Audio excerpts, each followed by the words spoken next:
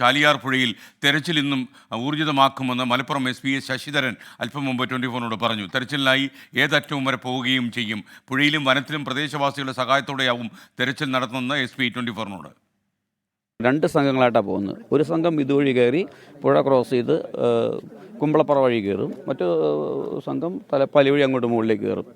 മുകളിലേക്ക് പോയി മാക്സിമം അങ്ങ് എത്തിയിട്ട് അവർ എത്താവുന്ന ദൂരത്തിലെത്തിയിട്ട് അവിടെ നിന്ന് റെയ്ഡ് ചെയ്ത് വരിക എന്നുള്ള ഉദ്ദേശിക്കുന്നത്.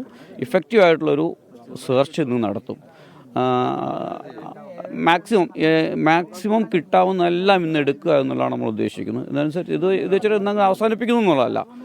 ഇത്രയും ആളുകളെ മൊബിലൈസ് ചെയ്ത് വളരെ കഴിഞ്ഞ കുറച്ച് ദിവസങ്ങളായിട്ട് അവരൊക്കെ വളരെ കഷ്ടപ്പെടുന്നുണ്ട്.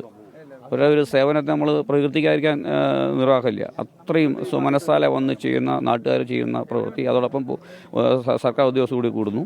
At the very same time ഇന്ന് കാട്ടിലേക്ക് പോകുന്നതോടൊപ്പം തന്നെ ഇന്ന് ചാലിയാറിൻ്റെ ഭാഗത്ത് അപ് ടു വാഴക്കാട് ഏരിയ SHOമാരുടെ നേതൃത്വത്തിൽ അവിടെയും സെർച്ച് നടക്കും. വിവിധ സ്ഥലങ്ങൾ പറഞ്ഞു 35ഓളം പ്ലേസസ് ഞങ്ങൾ ഐഡൻറ്റിഫൈ ചെയ്തിട്ടുണ്ട്.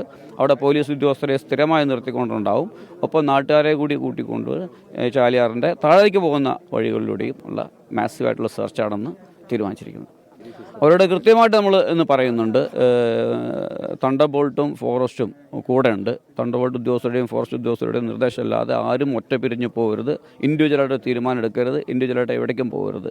ഉദ്യോഗസ്ഥരുടെ നിർദ്ദേശപ്രകാരമുള്ള മൂവ്മെൻറ്റ് മാത്രമേ പറ്റുകയുള്ളൂ. അല്ലാതെ ആരും അവിടത്തിൽ പോയി പെടരുത് എന്നുള്ളതാണ് അവരോട് ഇപ്പോൾ ബ്രീഫ് ചെയ്യുന്നുണ്ട്. അതാണ് ബ്രീഫ് ചെയ്യുന്നത്. വനത്തിലേക്ക് പോകുന്നതിനോടൊപ്പം തന്നെ സമാന്തരമായിട്ട് പുഴയിലും SHOമാരുടെ നേതൃത്വത്തിൽ ഇഫക്റ്റീവായിട്ടുള്ള മാസീവായിട്ടുള്ള raid throughout the day continue. Malappuram SP Sasidharan നമ്മോട് സംസാരിക്കുകയായിരുന്നു.